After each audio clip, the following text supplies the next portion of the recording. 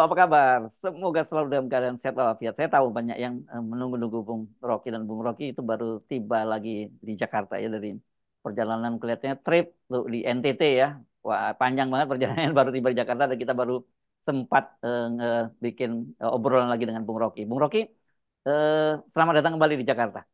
Ya, masuk ke dalam wilayah pengambilan keputusan terakhir. Yes, oke. Dan ini menarik karena kemarin-kemarin kan kita membahas soal Hasto dengan Puan Maharani ya. Kalau sebelumnya Puan menyatakan tidak ada instruksi soal hak angket, sekarang akhirnya Hasto yang belakangan ini dia kenceng betul ya, kelihatannya mengkritisi keluarga Jokowi itu dia mengakui bahwa ini memang tekanan apa dari sisi hukum itu sangat sangat kuat sekali untuk hak angket itu sehingga ya mungkin dia memaklumi kalau banyak juga di internal itu yang ya ini pengakuan terbuka lah yang mengakui bahwa ada tekanan terhadap internal itu berkaitan dengan masalah-masalah hukum dari Pak Jokowi dan kita kemarin kan udah langsung menuduh seperti itu aja ya Bung Rocky ya. Iya, di dalam ketiadaan konsistensi informasi dari PDIP, Hmm. karena Ibu Mega tetap diam, Hasto justru lebih progresif, Hmm. sementara Puan di antara mereka. Karena itu narasi yang kita keluarkan, ucapkan adalah problem di PDIP itu justru yang membahayakan demokrasi itu. Hmm. Karena kesempatan untuk menghasilkan kembali demokrasi melalui hak angket, itu memeriksa proses prosedur demokrasi selama pemilu itu yang akan menunjukkan apa sebetulnya masalah utama bangsa ini sehingga gagal memenuhi kriteria-kriteria internasional dalam soal demokrasi dan hak asasi manusia.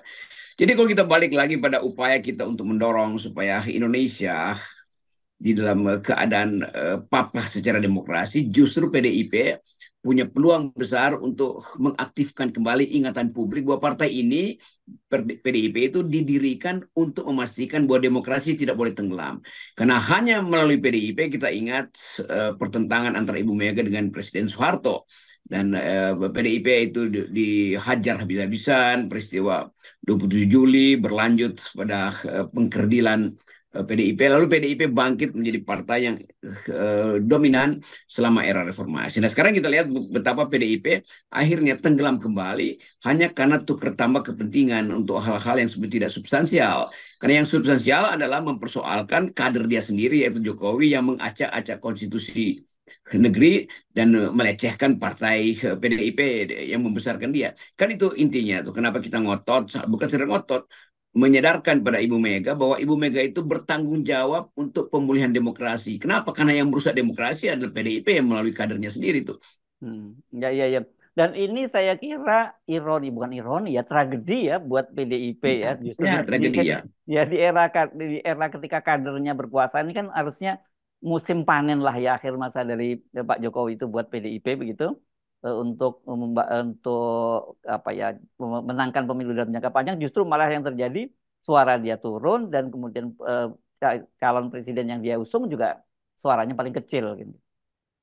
Kemarin kita masih seolah-olah menganggap bahwa Jokowi merusak PDIP. Mhm. Dan karena itu kita anggap harusnya PDIP mempersoalkan Hmm. atau mengadili Jokowi sebagai perusahaan demokrasi. Tapi kalau PDIP tidak mau mempersoalkan Jokowi, itu artinya PDIP merusak Indonesia. Jokowi merusak PDIP, PDIP merusak Indonesia. Kan itu logika politiknya kan.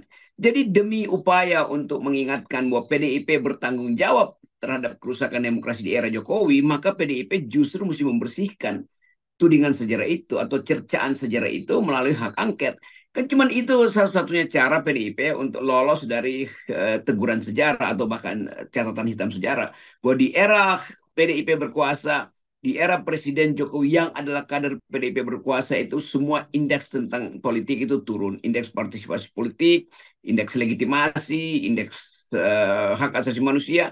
Kan itu semua indeks yang menunjukkan bahwa ada bukan sekedar demokrasinya yang kualitasnya menurun, tetapi hilangnya kepercayaan publik terhadap demokrasi itu dan memulihkan itu artinya balik lagi di awal reformasi kan. Jadi beban itu makin berat terutama karena PDIP tidak mau membantu publik Indonesia untuk menegur Jokowi melalui angket. Kan publik Indonesia minimal 62% melalui survei Kompas menginginkan Jokowi itu diperiksa, ditegur, atau maksimal dimaksulkan. Kan itu proses yang seharusnya dimengerti oleh politisi PDIP. kira-kira yang ngerti adalah Hasto, tapi Hasto udah berupaya keras, akhirnya dia tiba juga pada semacam awal pesimisme tuh, bahwa banyak tekanan segala macam tuh. Memang kita mengerti bahwa konstruksi hukum untuk menghasilkan atau membuktikan bahwa angket itu bisa jalan, itu adalah upaya untuk saling percaya bahwa di ujungnya akan ada kesepakatan untuk pemaksulan. Kan itu kehendak publik. Tetapi oke lah, kalau kehendak itu memang mungkin masih memberatkan PDIP, minimal dibuka dulu ruang supaya publik percaya bahwa PDIP tidak akan menghalangi angket. Nah, kalau PDIP tidak mau memulai, itu artinya PDIP takut angket itu berubah menjadi pemaksulan. Itu artinya PDIP tidak mau memaksukan Jokowi. Itu artinya PDIP menyetujui semua kegiatan Jokowi yang merusak demokrasi. Kan begitu aja gampangnya. Tapi saya kira dengan pernyataan Hasto itu kan semacam pengakuan jujur kepada publik lah begitu ya. Kita akhirnya mendapat konfirmasi terhadap apa sebenarnya peta di internal PDIP. Jadi rasanya memang percuma juga kita kalau mendesak-desak PDIP. Kita yang justru kita dorong adalah coba selesaikan dulu lah urusan internal kalian ini. Kan begitu ya. Begitu banyak hal yang akhirnya mau disembunyikan oleh PDIP itu, terutama kasus korupsi yang kita tahu begitu banyak kader PDIP yang dijerat korupsi. Tetapi asumsi publik adalah ada hal yang lebih lebih dramatis korupsinya sebetulnya yang Hmm. menyangkut elit PDIP sendiri kan.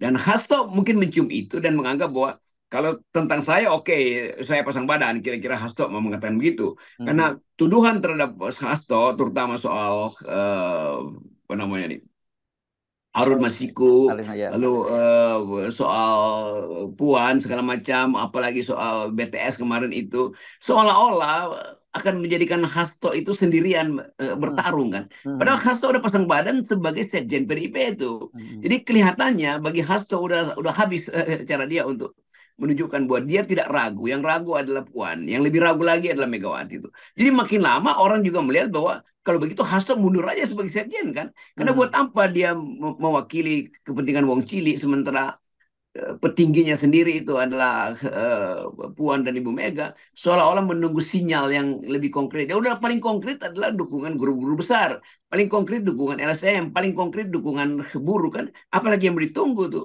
Nah kalau nggak ada lagi yang mau ditunggu itu artinya Jokowi memenangkan kembali tukar tambah politik dengan PDIP. Saya kira itu yang dimaksud oleh Hasto. Atau jadi Hasto mau kasih sinyal bahwa ya Ibu Mega dan Puan itu masih ada di bawah pengawasan psikologi Jokowi itu. Apa intinya pengawasan psikologi itu? Ya tukar tambah kasus pasti. Oke, tapi setidaknya sebenarnya dengan pernyataan pengakuan semacam pengakuan terbuka dari Jak Hasto dan kemudian sikap dia yang tetap kencang terhadap Jokowi. Karena sekarang ini kalau saya amati dia beredar tuh dari satu podcast ke podcast lain gitu bicara tentang bagaimana mereka ditipu oleh Jokowi dan yang terbaru dalam sebuah forum dia menyamakan Gibran itu dengan sopir truk yang menyebabkan apa tabrakan beruntun di pintu tol Halim itu kan menarik sekali karena analoginya pas gitu karena ini memang sama-sama di bawah umur sebenarnya kan gitu dan tidak punya izin sebenarnya. Di kemampuan Hasto untuk melihat fakta dan menyimpulkan bahwa memang tidak pantas Gibran ada di situ. Hmm. Bahkan udah sampai pada netizen itu kalau mau olok-olok Gibran itu Hasto sendiri pasti malu tuh. Pernah punya kader seperti Gibran tuh. Hmm. Tapi Puan tidak merasa malu. Ibu Mega mungkin lebih bijak atau bukan lebih bijak, berupaya untuk bijak mengatasi ketegangan internal minimal antara Hasto dan Puan atau anak putra lain dari Ibu Mega atau faksi lain. Tetapi kesimpulan umum kita adalah bahwa Megawati menghendaki tidak ada pemaksulan kira-kira itu tuh. Walaupun memang tidak harusnya ada pemaksulan. Yang penting publik mau tahu apa yang menyebabkan Jokowi begitu ambisi, begitu angkuh dan begitu percaya diri untuk merusak PDIP, untuk merusak demokrasi Indonesia, Hmm. untuk memungkinkan dinastinya berkembang terus sampai tiga periode ke depan. Kan itu yang sebetulnya kita mau awasi supaya hak angket ini memberi teguran pada Jokowi supaya berhenti dengan ambisimu yang kacau itu kan. Kan cuma itu tuh. Hmm. Tapi sekali lagi kita tahu bahwa ucapan Hasto itu menunjukkan bahwa Hasto akhirnya bukan dia sekedar sadar, tapi dia melihat kerugian mungkin lebih lebih besar pada partai politik dibandingkan dengan apa yang akan diucapkan partai politik PDIP maksudnya Hmm. dengan apa yang mungkin terjadi ketika angket itu betul-betul dijalankan. Ya, Tetapi publik sekarang ngelihatannya mungkin dengan melihat peta di parlemen itu orang lebih berharap itu ya sekarang ke Mahkamah Konstitusi gitu. Ada harapan seperti kita bahas kemarin karena konfigurasinya yang berubah dan kemudian justru diharapkan mungkin justru sekarang berbalik. Nanti teman-teman di DPR itu dapat energi itu dari Mahkamah Konstitusi. Kira-kira gitu situasinya sekarang yang saya baca. Itu namanya juga pengecut sebetulnya kan. Jadi seolah-olah hanya karena Mahkamah Konstitusi memberi sinyal, maka PDIP agak berani untuk memulai angket. Padahal sebetulnya angket itu diperlukan supaya ada jaminan bahwa yang diputuskan di Mahkamah Konstitusi akan paralel dengan apa yang akan dibicarakan di isunya akan sedalam dengan apa yang akan dibicarakan di panitia angket. Jadi sebetulnya tunggu menunggu itu menunjukkan bahwa PDIP sebetulnya yang takut. Justru Mahkamah Konstitusi yang sekarang kelihatan lebih berani daripada PDIP. Padahal Hmm. PDIP adalah sedang memaki-maki Mahkamah Konstitusi kan yang meloloskan Gibran tuh. Jadi kelihatan betul betapa PDIP itu akhirnya jadi pengecut juga. Akhirnya kita mengucapkan itu Ya. sebagai institusi dan kerja keras Hasto akan terhalang juga oleh ketidakmampuan Ibu Mega untuk mengatasi konflik di dalamnya tuh. Saya lihat sampai sekarang tuh Ibu Mega tetap berupaya untuk balancing aja tuh. Hasto memang tidak dilarang untuk bicara, tapi pikiran Puan juga beredar kemana-mana dan Ibu Mega menunggu sinyal dari Mahkamah Konstitusi. Disitulah kita tentukan bahwa ternyata determinasi dari banteng ini tidak segala yang dibayangkan orang bahwa kalau dia dilukai dia akan marah tuh. Ternyata bantengnya udah dilukai, udah berdarah-darah oleh seseorang yang 9 tahun dielulukan oleh partai itu. Ternyata nggak bisa bikin apa-apa juga tuh. Ya sudah, tenggelamkan aja sebetulnya citra banteng sebagai pemilik kedaulatan dan penegak wong cilik kan hanya itu kesimpulan publik tuh.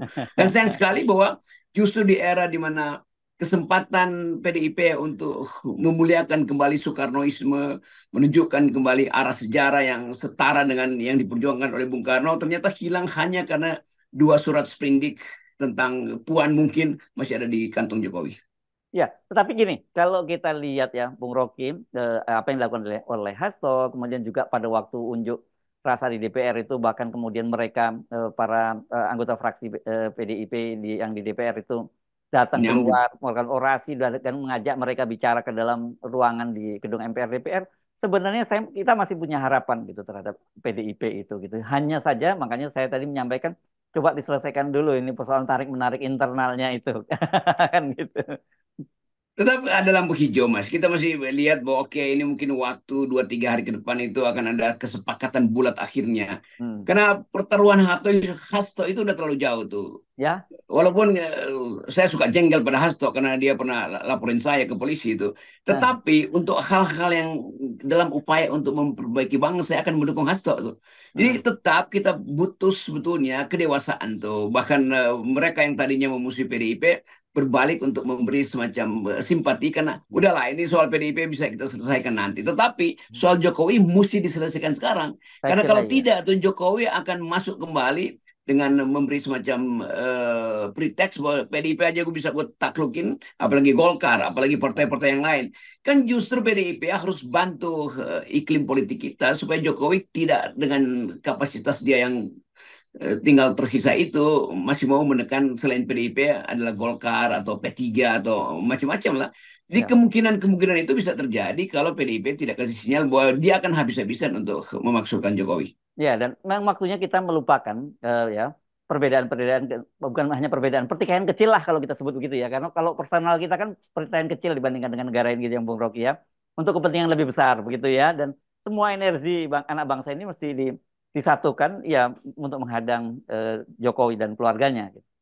Ya, itu sebetulnya common enemy kita adalah Jokowi dan keluarganya itu. Ya. Kalau mau dianggap musuh saya siapa ya PDIP lah. Wong saya mengajar di Megawi Institute 4 tahun tapi dilaporin sama PDIP apa nggak kurang ajar PDIP itu. Tetapi Ya, saya nggak hitung itulah. Saya anggap bahwa ya. ya itu konsekuensi dari pragmatisme politik. Tetapi Hmm. soal nilai, soal value, tetap saya akan membela mereka yang berupaya untuk menegakkan demokrasi. Nah PDIP tetap saya ingin tunjukkan bahwa Anda punya sikap yang setara dengan sikap Presiden Soekarno dan bahkan Soekarno ketika muda berhadapan dengan tuduhan Belanda bahwa dia berupaya untuk menggalang kekuatan dibuktikan oleh Bung Karno bahwa dia menggalang kekuatan untuk Indonesia merdeka tuh, bukan untuk kepentingan yang lain kan.